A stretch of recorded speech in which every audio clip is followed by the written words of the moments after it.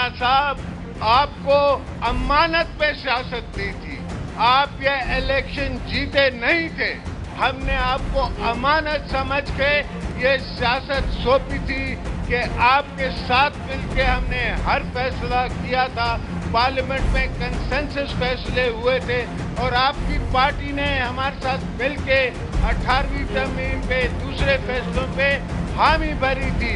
और आज अफसोस अफसोस अफसोस कि आपने उन सब वादों को भुला दिया। आपने कहा कि हमारी हुकूमत का कोई स्कैंडल नहीं है। मोहतरम मियां साहब, आप बाकी इतना सादे हैं या फिर हम 20 करोड़ अवाम को ज्यादा समझते हैं? पाकिस्तान पीपल्स पार्टी जो एक सियासी हकीकत है, बजाय नारे लगाने के, बजाय सिर्फ कुर्बानियां गिनवाने के, अगर कुछ काम कर दिखाए।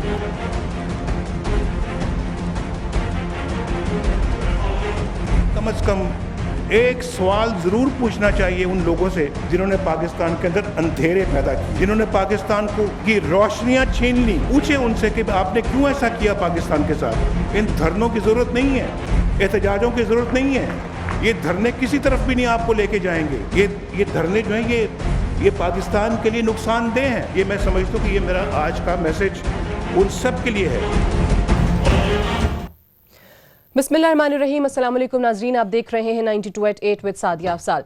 नाजरीन, पाकिस्तान पीपल्स पार्टी के चेयरमैन बिलावल भुट्टो जरदारी साहब, जो कि बहुत अरसे से ये दावा करते नजर आ रहे थे कि हुकूमत को अब टफ टाइम दिया जाएगा, असली ऑपोजिशन क्या होती है वो करके दिखाएंगे, सड़कों पर आना पड़ा तो सड़कों पर भी आया जाएगा। लेकिन कल बीबी की बरसी के मौके पर जो कुछ हुआ, शायद लोग एक्सपेक्ट नहीं कर रहे थे कि वाज़े हिकमत अमली जो है वो नज़र नहीं आई। इस सूरत में कि तारीख का ऐलान नहीं किया गया, एहतजाज कब कर रहे हैं, एहतजाज की सूरत क्या होगी। एक तरफ साबिक सदर आसिफ जरदारी साहब ने अपने और बिलावल के असम्बली वापस आने का इंदिया दिया है, तो दूसरी जानिब बिलावल साहब ने एक तो सियासी लॉन्ग मार्च का जिक्र कर दिया और फिर ये भी कहा कि हम कस्बा कस्बा गाँव गाँव हर सूबे के अंदर जाएंगे और अपने कारकुनान को भी बाहर निकालेंगे और मियां साहब को भी पैगाम दिया जाएगा, उन्हें भी बताया जाएगा कि कैसे ऑपोजिशन की जाती है। लेकिन कोई टाइम फ्रेम जो है वो हमारे सामने नहीं आया। दूसरी जानिब आज मियां साहब ने भी ऑपोजिशन को आड़े हाथों लिया, चाहे वो पाकिस्तान तहरीक इंसाफ हो या पाकिस्तान पीपल्स पार्टी, नाम लिए बगैर तनकीद की गई। तमाम लोगों को कहा उन्होंने कि मेरा मैसेज है कि मुल्क के लिए कुछ करें और ये धरने और एहतजाज से कुछ नहीं बनने वाला है। और साथ ही साथ जो 4 मुतालबात थे पाकिस्तान पीपल्स पार्टी की जानिब से बिलावल साहब ने जो सामने रखे थे, उसको लेकर अब मियां साहब ने जिस तरीके से कल मौलाना फजलुर रहमान साहब से मुलाकात भी की और उनको एक टास्क दे दिया गया है कि वो मसालहत की कोशिशें तेज़ कर दें और पीपल्स पार्टी को ये यकीन दिलाया जाए कि उनके जो 4 मुतालबात हैं उस पर हुकूमत उनके साथ मुज़ाकरात करने को तैयार है और कोई हल निकाला जा सकता है ताकि ये जो एहतजाज की सूरत हाल है इससे बचा जा सके। जहां पर सवाल आजकल लोग ये उठा रहे हैं कि जरदारी साहब के इस ऐलान का या पार्लियामान में वापसी का मकसद क्या है। ऐसे में पाकिस्तान मुस्लिम लीग नवाज के अपने MN राना अफजल साहब ने ये इंकशाफ कर दिया है कि जरदारी साहब पार्लियामान में असम्बली में इसलिए वापस आना चाहते हैं क्योंकि वो गिरफ्तारी से बचना चाहते हैं। और ये उनका कहना था कि जी जो एक बार रुकने कौमी असम्बली बन जाता है उसकी गिरफ्तारी के लिए स्पीकर कौमी असम्बली से जो है वो मंजूरी लेना होती है, जो कि इतनी आसानी से नहीं मिलती। तो जरदारी साहब जो हैं वो अपना मुफाद सामने रखे हुए हैं। दूसरी जानिब लोग ये भी बात करते हैं कि जो पाकिस्तान पीपल्स पार्टी और पाकिस्तान मुस्लिम लीग नवाज की माजी के अंदर जो मुफाहमत रही है, जिस तरीके से रिकन्सिलिएशन की पॉलिसी पर दोनों जमातें अमल पैरा रही हैं, उसी को कंटिन्यू यहाँ पर रखा जाएगा।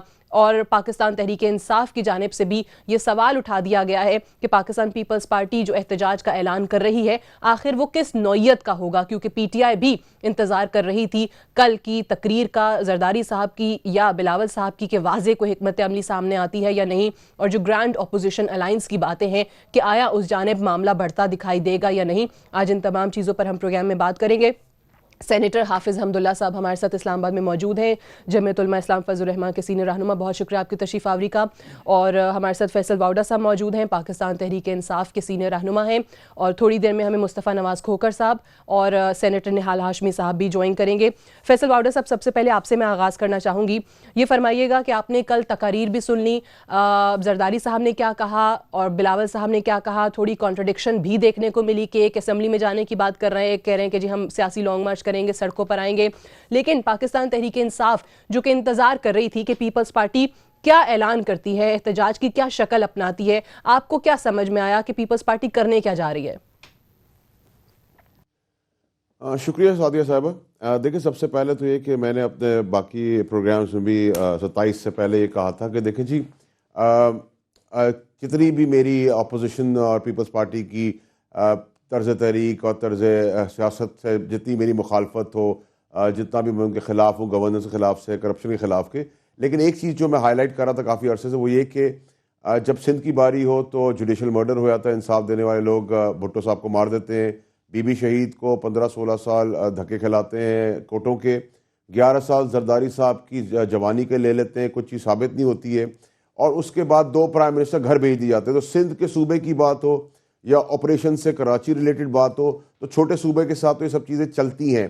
कता कलामी माफ़ के मेरा बहुत ज़्यादा सख्त मुखालिफ हूँ मैं पीपल्स पार्टी की सियासत का, लेकिन ये एक फैक्ट है। और जहाँ दूसरी तरफ पंजाब में हेलीकॉप्टर केस के अंदर 14 साल की सज़ा मियाँ साहब को सुना दी जाए और उनको इलेक्शन से रोक दिया जाए, और उधर भी एक कतरी शहजादे का लेटर आ जाए और उसके बाद वही कोर्ट्स एग्जाइल के बाद उनको 14 साल की सज़ा भी माफ़ कर दें और कोर्ट में उनको इलेक्शन भी लड़ने दें और वो प्राइम मिनिस्टर भी बन जाए। फिर दूसरी तरफ एफिडेविट हो इसहाक डार साहब का, जिसके अंदर सारी उन फैमिलीज का जिक्र हो, किस तरह मनी लॉन्ड्रिंग की गई हो, और उसके बाद वो फैमिली आप लोगों के टेलीविज़न के तवज्जुह से अभी कुछ हफ्तों कुछ महीनों पहले आ जाए टेलीविज़न के ऊपर, और वो हमारे मुल्क के फाइनेंस मिनिस्टर बन जाए।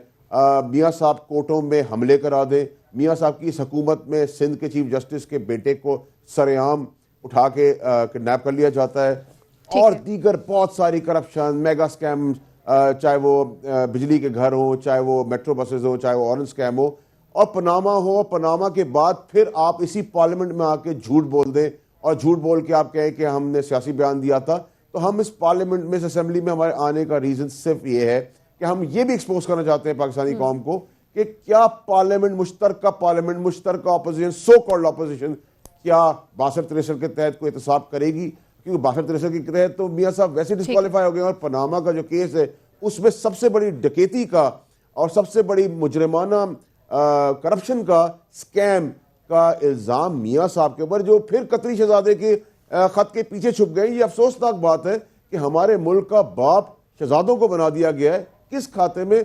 और दूसरा, प्राइम मिनिस्टर साहब ने जो लास्ट मिनट बिलावल साहब की अग्रेसिव पॉलिटिक्स का जनाजा का निकला है, और जो गुलाटी खाई है उन्होंने, जिसको यू टर्न भी नहीं कहा जा सकता, वो क्या ऐसी डील हुई है दोनों के बीच में पीपल्स पार्टी के अंदर, जो हम डे 1 से कह रहे थे, तो हम तो बड़े सरप्राइज्ड हैं। और अभी भी जो उन्होंने कहा है कि जी सरप्राइज है, राइट। में मुस्तफा नवाज खोकर साहब भी हमें इस्लामाबाद स्टूडियो में ज्वाइन कर चुके हैं। ये जो आपने बात की है, ये नहीं से पूछते हैं, पाकिस्तान पीपल्स पार्टी सेंट्रल पंजाब के इंफॉर्मेशन सेक्रेटरी हैं। बहुत शुक्रिया प्रोग्राम में ज्वाइन करने के लिए। बिलावल साहब जो एक एग्रेसिव टोन अपनाए हुए थे टुवर्ड्स PMLN, बहुत अरसे से वो दावा कर रहे थे कि सड़कों पर आएंगे, एहतजाज कैसे होता है, ऑपोजिशन कैसे होती है, हम बताएंगे। कल जरदारी साहब ने ये ऐलान करके किस हद तक बिलावल साहब को अंडरमाइन कर दिया है, और जो अभी फैसल साहब बात कर रहे थे, ये सवाल सबके जहनों में है कि आखिर क्या डील हुई कि जरदारी साहब को ये ऐलान करना पड़ा? देखिए, कैटेगोरिकली इस चीज को हम रिजेक्ट करते हैं कि कोई डील हुई है। अच्छा, ये तासुर बिल्कुल गलत है। हमारा पॉइंट ऑफ व्यू बड़ा सिंपल है कि हम एहतजाज की सियासत में उस तरीके से नहीं जाएंगे जिस तरीके से माजी में PTI गई। 2 बड़े एहतजाज उन्होंने किए और दोनों बड़े एहतजाजों में उन्हें नाकामी का सामना करना पड़ा। हमारा जो पॉइंट ऑफ व्यू है वो बड़ा क्लियर है इस चीज पे कि हम डेमोक्रेसी के साथ हमारी जो कमिटमेंट है वो अनक्वेश्चनेबल है। हम नहीं चाहते कि हमारे भी किसी एहतजाज की सूरत में डेमोक्रेसी को खतरा हो। जहां तक प्राइम मिनिस्टर का ताल्लुक है, पनामा लीक्स का ताल्लुक है, उसके ऊपर हमने सेनेट के अंदर एक लॉ भी पास किया है और वो अब नेशनल असेंबली में भी आएगा। ठीक है, हमारा पॉइंट ऑफ व्यू बड़ा क्लियर है कि प्राइम मिनिस्टर लेकिन को जरदारी साहब अकाउंटेबल होना चाहिए। असेंबली में आके 1.5 साल में ऐसा क्या कर जाएंगे जो अभी तक पीपल्स पार्टी असेंबली में नहीं कर सकी? हमारा जो पॉइंट ऑफ व्यू है वो तो 4 पॉइंट्स के ऊपर मबनी है और उन 4 पॉइंट्स के ऊपर जितना हमारा जो पॉइंट ऑफ व्यू है उसका फायदा रियासत पाकिस्तान को है, को पीपल्स पार्टी को आप डायरेक्टली कहते हैं फायदा कि तो नहीं अपने है। मुतालबात के लिए आवाज ज्यादा बेहतर अंदाज में असेंबली में जरदारी साहब और बिलावल साहब उठा पाएंगे, इसलिए आ रहे हैं। असेंबली के अंदर तो एग्रेसिव ऑपोजिशन तो करनी ही करनी। अब हमारे एहतजाजी जलसे शुरू हो रहे हैं, हम वापस अवाम में जा रहे हैं, अवाम को मोबिलाइज करेंगे, वर्कर्स को मोबिलाइज करेंगे और फिर उसके बाद हम अगला प्रोग्राम बनाएंगे कि हमें इस्लामाबाद में किस तरीके से आना है, किस तरीके से एहतजाज को एक नई पिच के ऊपर लेके जाना है। हम इसी महीने पंजाब के अंदर जलसे शुरू करेंगे, फिर उसके बाद हम दीगर सूबों में भी जाएंगे। तारीख का ऐलान नहीं किया, क्या इसकी वजह यह है कि Mid of शायद January, पंजाब के अंदर से उस तरीके का रिस्पांस नहीं मिला पीपल्स मिड पार्टी ऑफ को? जनवरी हम पंजाब के अंदर बड़े एहतजाजी जलसे शुरू कर देंगे। चले मिड ऑफ जनवरी की डेट दे रहे हैं। मुस्तफा नवाज खोखर साहब बात कर रहे हैं कि जी पंजाब के अंदर और दीगर सूबों के अंदर भी एहतजाजी जलसे जो है शुरू कर देंगे। एक ब्रेक के लिए मुझे कहा जा रहा है, ब्रेक से आएंगे तो हाफिज अब्दुल्ला साहब और निहाल हाशमी साहब भी हमें ज्वाइन कर चुके हैं, उनके साथ डिस्कशन को यहीं से कंटिन्यू करेंगे। Stay tuned.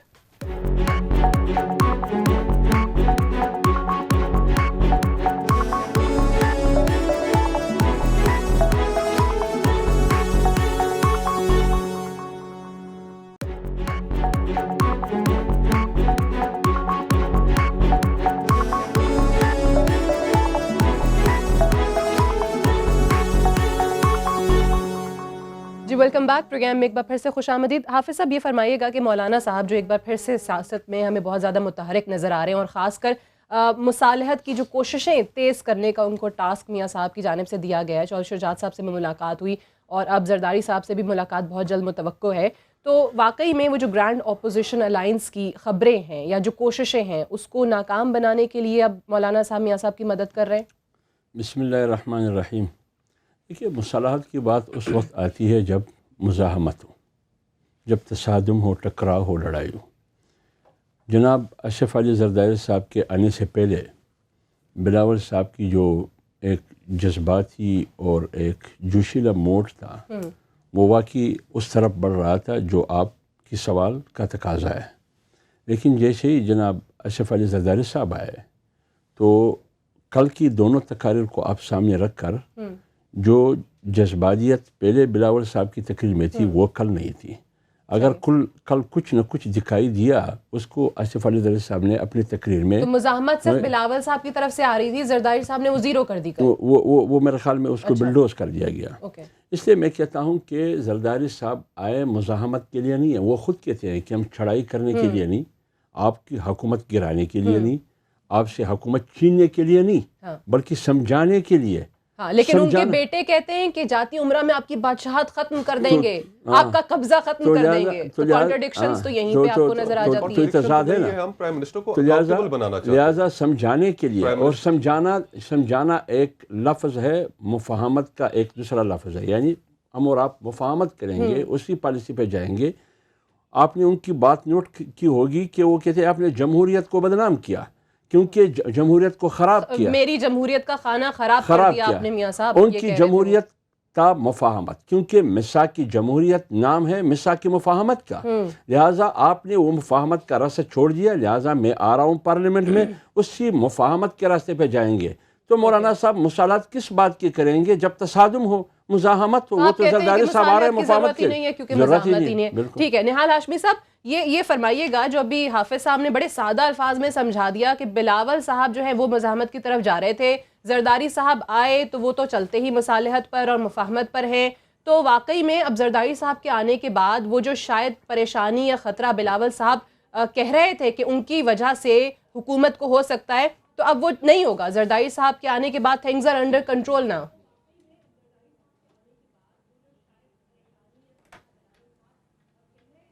निहाल हाशमी साहब, आपको आवाज आ रही है? जी, बिस्मिल्लाहिर्रहमानिर्रहीम। देखिए सादिया, ये एक दूरंदेशी, शराफत की, दयानत की, सच्चाई की नवाज शरीफ साहब वज़ीर आज़म पाकिस्तान की पॉलिसी, मुल्क को खुशहाल बनाने की, लॉ एंड ऑर्डर को बेहतर करने की, जमहूरी निज़ाम को इस्तेहकाम देने की पॉलिसी थी कि जो लोग सड़कों पे थे वो सड़कों से ऐवानों पे आ गए, और जो लोग सड़कों पे आना चाहते थे, मोहम्मद नवाज शरीफ साहब ने अपनी पॉलिसी, कमाल पॉलिसी अपनाई कि जिसके वजह से साबिक सदर साहब भी आज ये सोचने पे मजबूर हैं और इस पे अमल करने पे मजबूर हैं कि हमें भी पार्लिमानी सियासत करनी चाहिए, हमें भी पार्लियामेंट की तौकीर करना चाहिए और हमें सड़कों पे नहीं आना चाहिए। और दूसरी तरफ पीटीआई के दोस्त हमारे कह रहे थे कि हम आवाम से रुजू करेंगे। तो भाई अपने आवाम से आप राब्ता क्यों तोड़ते हैं? क्यों आप म्यूजिकल नाइट करते हैं, धरनों में जाते हैं, कारकुनों को रुला देते हैं सड़कों पे? बिलावल साहब और मेरे ख्याल से जरदारी साहब ने एक सही फैसला किया है कि इस तरह से अपना वक्त ज़ाया नहीं करें। वो 2018 के इलेक्शन की तैयारी करें और उन्होंने खराज तहसीन पेश किया नवाज शरीफ साहब को, उनके क़यादत को, उनकी बुर्दबारी को, उनकी स्टेट्समैनशिप को, और वो समझते हैं कि उसी तरह से दूसरे लोग भी शायद आवाम की खिदमत कर सके, करीब आ सके। तो ये मेरे लिए बहुत अच्छी बात है। ये जरूर तकलीफ है कि उन्होंने अपने बेटे को फारिग कर दिया, जनाब बिलावल भुट्टो को। ओहो, अच्छा चले, वही मुस्तफा साहब वो कह रहे हैं कि अपने बेटे को, जो पहले बात हो रही थी कि अंडरमाइन कर दिया उन्होंने, जरदारी साहब ने ऐलान करके अपने पॉइंट ऑफ व्यू देते हुए उन्होंने एक लफ्ज इस्तेमाल किया, उस पर ब्रीफली कमेंट करना चाहूंगा कि उन्होंने प्राइम मिनिस्टर की जहानत और दयानत के ऊपर भी बात की। तो प्राइम मिनिस्टर की दयानत के जो पूरी दुनिया में जो चर्चे हैं, पनामा से शुरू होकर पाकिस्तान तक, तो उस दयानत के बारे में आप हाशमी साहब, उसकी तरफ आपका इशारा था। एक इंटरनेशनल स्कैंडल है, उसमें प्राइम मिनिस्टर को अकाउंटेबल करने की बातें हो रही हैं। काजी फायज ईसा कमीशन रिपोर्ट में आपके इंटीरियर मिनिस्टर के ऊपर सीरियस इल्जामात लगे हैं, उनको अकाउंटेबल करने की बात हो रही है। सीपैक पे आपको अकाउंटेबल करने की बात हो रही है, आपको नेशनल एक्शन प्लान पे अकाउंटेबल करने की बात हो रही है, और आप प्राइम मिनिस्टर की दयानत की मिसालें दे रहे हैं। ठीक है, चलिए मैं इस पे भी कमेंट उनका लेंगे, लेकिन पहले फैसल वाडा साहब पीटीआई के हवाले से भी बात की निहाल हाशमी साहब ने। उन्होंने कहा कि जरदारी साहब ने तो चलें पार्लियामान में आने की बात कर ली, उन्हें इस चीज़ का एहसास है कि पार्लिमानी सियासत होनी चाहिए, लेकिन आप लोगों के हवाले से कहा है कि जो सड़कों पर थे अब वो भी पार्लियामान में आ गए हैं, तो फिर पार्लियामान में ही बैठ के मामलात तय हो जाएंगे, हल हो जाएंगे। आप भी एक्टिव बड़े नज़र आ रहे हैं, पीपल्स पार्टी ने भी, अब जिस तरह मुस्तफ़ा साहब ने यहाँ पे बात कर दी कि जी जनवरी से हम भी निकलेंगे और लोगों में जाएंगे, एहतजाजी जलसे करेंगे। आपको क्या नज़र आ रहा है, सड़कों पे मामला हल होगा या जरदारी साहब के आने के बाद पार्लियामान के अंदर?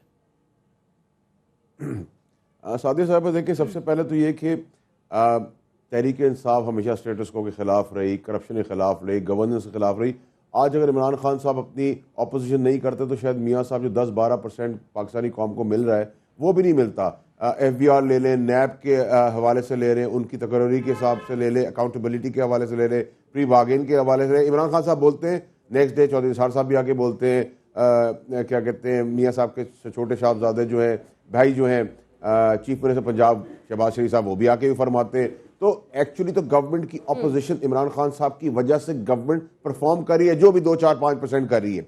Having said that, Peoples Party को तो देखें जी वो एक्सपोज हो गई है। हमारा मौका बड़ा क्लियर था, हम समझ रहे थे कि बिलावल साहब कोई बड़ा एक्शन प्लान देंगे, 72 घंटे में रायमल देंगे, लेकिन वो मुकमुका की सियासत नज़र आ गई है। और दूसरा मैं समझता हूँ कि उनके पास पंजाब में निकालने के लिए कोई अवाम भी ऐसा नहीं है, तो वो एक गुलाटी जो है यू टर्न से बड़ा जो अल्फाज तो मुझे मिल नहीं रहा।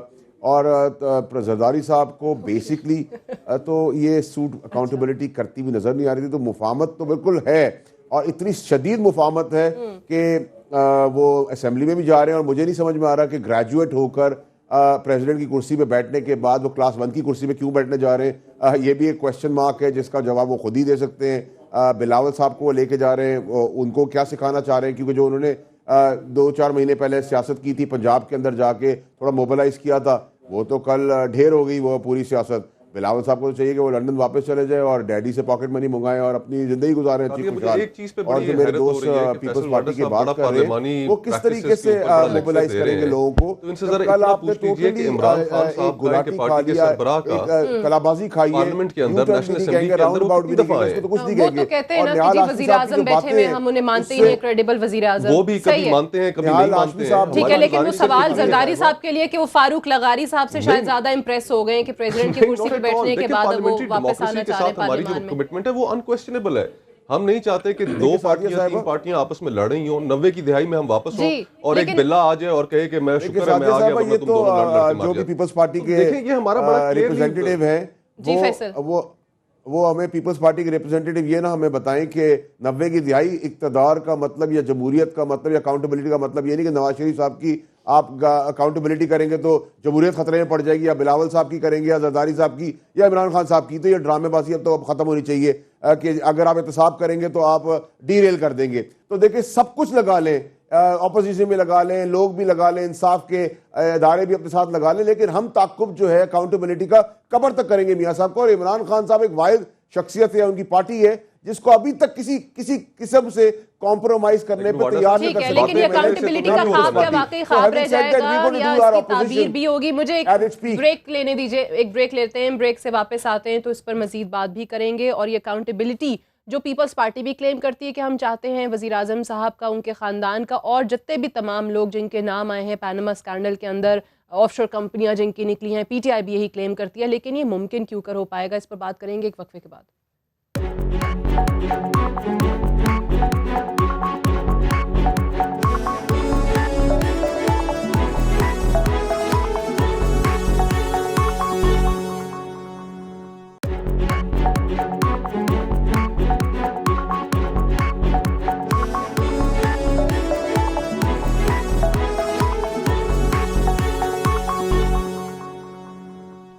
जी वेलकम बैक प्रोग्राम में एक बार फिर से खुश आमदीद। हाफिज़ साहब, एक लिहाज से तो मौलाना साहब मियाँ साहब की मदद कर ही रहे हैं कि उनके खिलाफ जो कोशिशें हैं वो नहीं चाहते कि इस वक्त जो है ख़तरा हो हुकूमत के लिए या मियाँ साहब के लिए कोई। लेकिन जो अभी फैसल साहब भी बात कर रहे थे ब्रेक पे जाने से पहले, आपने मुस्तफ़ा साहब की भी बात सुनी कि अगर सड़कों पर नहीं निकला जाए और अकाउंटेबिलिटी के लिए ये रवैया ना अपनाया जाए तो फिर मामलात हल नहीं होते यहाँ पे। आपको क्या लगता है फिर पीटीआई के पास या पीपल्स पार्टी के पास ऑप्शन क्या रह जाता है? उनके 4 मुतालबात थे, अकाउंटेबिलिटी का शोर था, पीटीआई की तरफ से भी यही चीज़ें, लेकिन उस पर कुछ किया नहीं ना हुकूमत ने।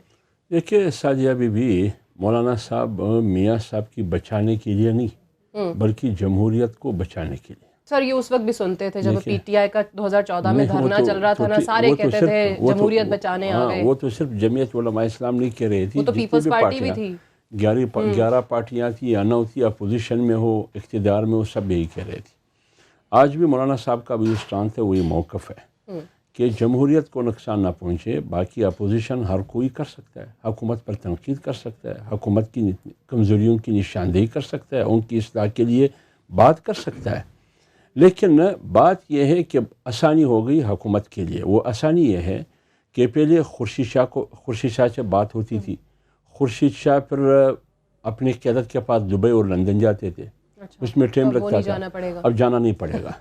तो अब जरदारी साहब खुर्शीद शाह पे असर नहीं करेगा, यानी उसकी बुनियाद उसकी तवज्जो से बात नहीं करेंगे, डायरेक्ट बात करेंगे। तो यानी ये जो अफवाहें गर्दिश कर रही हैं कि जरदारी साहब जो है उन्हें कायदे हिज़्ब इख्तिलाफ बना दिया जाएगा, हो सकता है, ऐसा नहीं हो रहा, ऐसा बिल्कुल नहीं हो रहा। इसलिए मैं कहता हूँ जो क़यादत दूर बैठे थे ना, जो क़यादत दूर था वो अब करीब आ गया, बल्कि इन हाउस आ गया, अभी इन हाउस आ रहा है। जो मुफाहमत है वो दुबई और लंदन से होकर नहीं हो सकता है, लिहाजा यहाँ बैठ के मुफाहमत करेंगे। दूसरी बात यह है कि आपको मालूम है कि 2018 में इलेक्शन होगा, 2017 अपने कारकुनों को, आवाम को, लोगों को मोटिवेट करना और मोबिलाइज करना पड़ेगा। लिहाजा जरदारी साहब अगर आए हैं तो वो इस मकसद के लिए आए हैं। तो बेसिक मकसद ये तमाम ऐलानात करने का, असम्बली में वापस आने का या एहतजाजी जलसे शुरू करने का कोई अकाउंटेबिलिटी वगैरह नहीं है, सिर्फ और सिर्फ अपने कारकुनान को मोबिलाइज करना है। नहीं, मैं रोज़ अव्वल से कहता हूँ, रोज़ अव्वल से मैं कह रहा हूँ। आज भी मैं किसी चैनल से हो के आया, कल भी मैंने कहा कि न लड़ाई एहतिसाब का है, न करप्शन के खिलाफ लड़ाई है, न करप्ट अनासर के खिलाफ लड़ाई है। नहीं, इलेक्शन के लिए, लेकिन मैं बात पूरी कर रहा हूँ, आप बिल्कुल कर ले। असल मसला है इक़्तिदार तक पहुँचने के लिए, तख्त लाहौर तक पहुँचने के लिए और इस्लामाबाद के तख्त पहुँचने के लिए। ये लड़ाई एहतिसाब के नाम पर है, असल इक़्तिदार की लड़ाई। जमीयत उलमा इस्लाम इस लड़ाई में हिस्सा नहीं बनेगी, जमीयत उलमा इस्लाम इसमें हिस्सा नहीं बनेगी। निहाल हाशमी साहब, एक चीज़ का जवाब दीजिएगा कि चलें ये तो कह रहे हैं कि कोई करप्शन के ख़िलाफ़ या किसी बड़े मकसद के लिए लड़ाई नहीं है, इक़्तिदार के लिए जंग लड़ी जा रही है, चाहे हुकूमत हो, चाहे पीपल्स पार्टी हो, चाहे पीटीआई हो। हुकूमत तो इक़्तिदार में, हुकूमत ऑलरेडी इक़्तिदार नहीं, लेकिन पीएमएलएन भी कोशिश नहीं करेगी इक़्तिदार बचाने की, वो तो कर रही है ना, तो इक़्तिदार की लड़ाई उनकी भी हो गई। लेकिन निहाल हाशमी साहब, ये जो राना अफजल साहब ने बात की है, इस पर भी रोशनी डालिएगा कि उन्होंने कहा है कि जरदारी साहब का जो असेंबली में वापस आने का मकसद है वो इसलिए चाहते हैं कि वो गिरफ्तारी से बच सकें, क्योंकि जब कोई रुकने असेंबली बन जाता है तो फिर उसकी गिरफ्तारी के लिए असेंबली के स्पीकर से मंजूरी लेना होती है, वो इतना आसान काम नहीं होता। तो जरदारी साहब पे जो केसेस हैं, जो कुछ करके गए हैं, करप्शन वगैरह, बचना चाहते हैं, इसलिए असेंबली का सहारा ले रहे हैं। आपके एमएनए ने कहा है।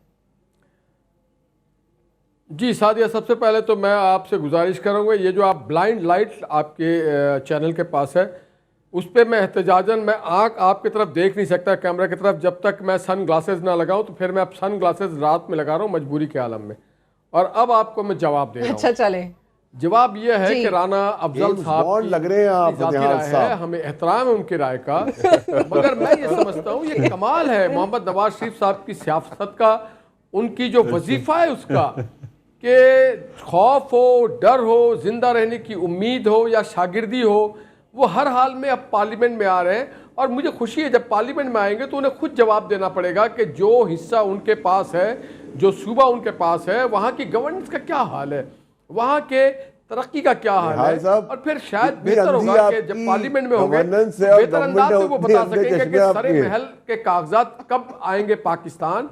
वो शायद बेहतर तौर पे बता सकेंगे कि $60 मिलियन का हिसाब क्या है। वो शायद बेहतर बता सकेंगे कि एनआरओ के करने के वजूहात क्या थे। वो शायद बेहतर बता सकेंगे कि कुटिकना और एसजीएस करने की वजूहात क्या थी। वो शायद बेहतर बता सकेंगे कि शुगर केन के फार्मर्स के क्या मामला थे। हम तो खुशामदीद कहते हैं, खौफ नहीं हर आदमी को, और वो कहते हैं कि वो जेल में रहे। मुझे मेरे कमेंट करने हिसाब की इजाजत के दीजिएगा मुताबिक वो 7 साल रहे, जिसमें से जी, मैं 4 आपको- साल वो हॉस्पिटल में रहे, 6 महीना उन्होंने इल्तवा लिया है।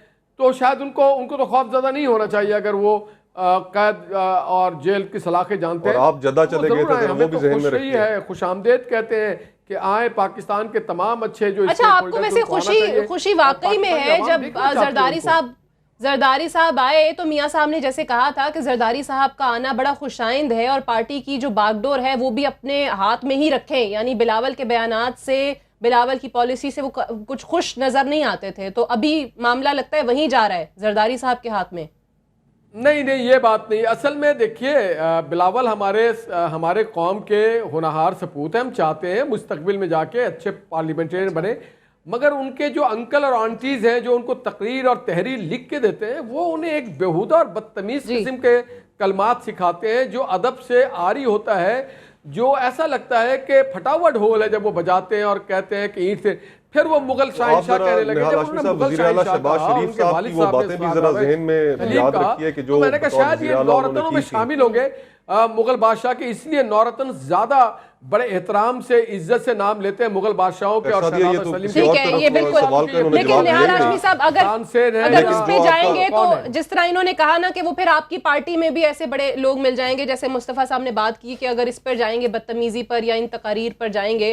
बहरहाल आप भी रिस्पॉन्ड करना चाह रहे हैं, फैसल साहब भी ऐड करना चाह रहे हैं, बट मुझे एक ब्रेक लेनी है, ब्रेक से वापस आकर इस पर मजीद बात करते हैं right after this short break.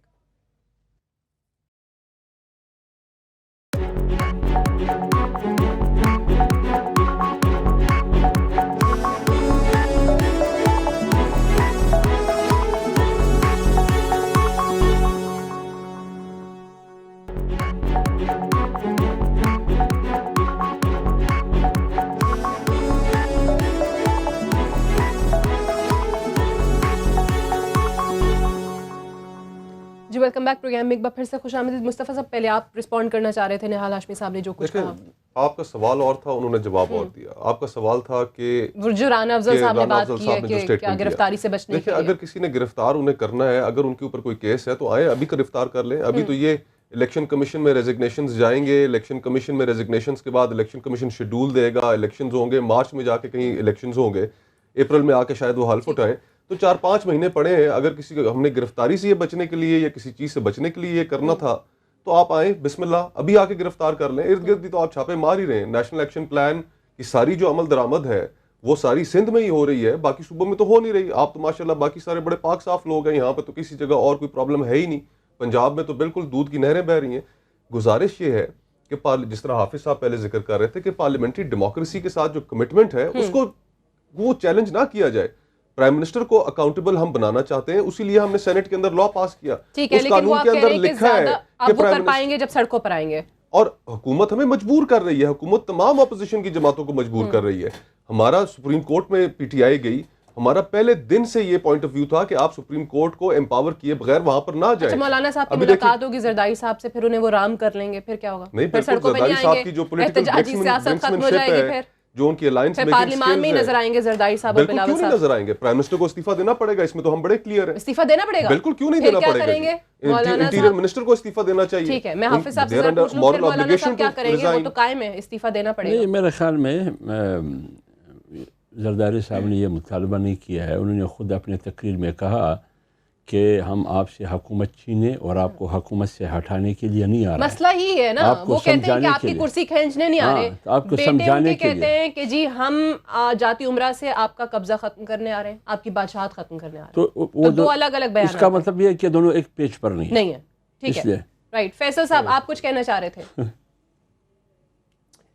देखिए सादिया साहब, सबसे पहले तो निहाल साहब से मेरी रिक्वेस्ट है कि वो चश्मा वापस लगा लेंगे, बहुत ही स्मार्ट लग रहे थे वो, और वो चश्मे की बड़ी चले। सिंबॉलिक आपने उन्हें जेम्स बॉन्ड भी कह दिया आपके था। शो के अंदर। और क्या कहते हैं, दूसरा ये कि मैं निहाल साहब से ये भी रिक्वेस्ट करूंगा कि सलमान खान साहब की तरह शर्ट ना उतारिएगा, बस चश्मों तक ही रहिएगा। देखिए, जहाँ तक निहाल साहब ने कही बात के जो ज़बान इस्तेमाल की, ये मेरा कंसर्न नहीं है, पीपल्स पार्टी का है, लेकिन मैं उनको याद दिला दूँ, शहबाज शरीफ साहब ने कहा था कि मैं पेट फाड़ के पैसे निकालूंगा। आबिद शेर अली साहब ने जो ज़बान इस्तेमाल की, और आज भी जो ये डराया जा रहा है, चौधरी निसार साहब ने जो बात की कि मेरे पास क्या कहते हैं वीडियोज़ हैं और सारे शवाहिद हैं, तो किस लिए रखे हुए? डराने के लिए रखे हुए। चौधरी निसार साहब ईमानदार आदमी है, बिल्कुल ठीक है, लेकिन इनकॉम्पिटेंट अपनी होम मिनिस्ट्री चला रहे हैं फेडरल में। जहाँ तक ये बात जो पीपल्स पार्टी के दोस्त ने मेरे कही, वो बिल्कुल ठीक है कि आपने क्या सिंध में और कराची तक ही हर चीज़ महदूद रखनी है। पंजाब में राना मशहूद साहब की वीडियो को आप साइडलाइन कर दें, राना सनाउल्लाह साहब की कर दें, 14 लाशों की मॉडल टाउन की साइडलाइन कर दें, करप्शन की साइडलाइन कर दें, जहरीले दूध की साइडलाइन कर दें, कच्ची शराब की साइडलाइन कर दें, सब कुछ साइडलाइन कर दें पाकिस्तान के अंदर। सिर्फ अगर कुछ होगा तो वो सिंध और कराची के अंदर होगा। तो ये नामुनासिब सी चीज़ है, इतना तासुब ना पैदा करें कि लोग उबल पड़े और फट पड़े। और दूसरी चीज़ ये कि जो बार बार निहाल हाशमी साहब या उनकी पार्टी या राना अफजल साहब बोल रहे, ये बड़ी अजीब सी बात है कि आप उनको डरा रहे हैं। अगर आपने अरेस्ट करना है आप करें। आप चौधरी निसार साहब ने जो उनके दोस्त के वहाँ भी रेड किया, उसकी बड़ी सिंबॉलिक मीनिंग है, टाइमिंग बड़ी इंपॉर्टेंट है। आप पहले करें। जब मुल्क से लोग बाहर चले जाते हैं तो आप ब्रेकिंग न्यूज़ देते हैं कि ये भाग गया, वो भाग गया। जब मुल्क के अंदर आते हैं तो आप सिंबॉलिक सिग्नल देते, करते आप कुछ भी नहीं है। End of the day result is zero. अच्छा, जहां आप एहतसाब की बात करें, FIA और नैब के इदारे कह चुके कि हम पार्लियामेंट्री निज़ाम के अंदर और पार्लियामेंट के लोग, असेंबली के इलेक्टेड लोगों के ऊपर कर ही नहीं सकते एहतसाब। कोर्टों के अंदर सबूत नहीं पेश किए जाते। कोर्टों का हाल आपने देख चुके हैं, कोर्ट पहले क्या कर चुके हैं, कोर्टों के आगे क्या हो रहा है। मैं समझता हूं निहाल हाशमी साहब की पार्टी को चाहिए कि अगर जरदारी साहब के ऊपर कोई चीज है या किसी और के ऊपर है, उसकी वीडियो जो संभाल के करे। हाशमी साहब, वैसे फैसल की इस बात में वजन तो है कि जो आप भी चीजें एक पूरी लिस्ट गिनवा रहे थे, जरदारी साहब ने ये अगर वाकई वो इतने करप्ट हैं और इतनी ज्यादा करप्शन हुई हुई है और केसेस हैं उन पर और जहां जहां गलत काम हुए हैं, तो फिर हुकूमत तो आपकी है, क्यों नहीं पकड़ लेते? फिर गिरफ्तारी के लिए उन्हें डरा क्यों रहे हैं कि इस वजह से ये असेंबली का मेंबर बन रहे हैं कि गिरफ्तार ना किया जाए? फिर पकड़ लेना। शहबाज शरीफ साहब भी कहते थे जरदारी साहब मैं तो उनके कारनामे बता रहा था, ये मैंने नहीं बताया, ये तो जो सर्टिफिकेट उन्होंने लंदन के कोर्ट्स में दिए उसने बताया। वो 60 मिलियन हमने नहीं कहा, स्विस अदालतों ने सजा दी थी, हमने नहीं कहा, स्विस अदालतों ने सजा दी थी उनको।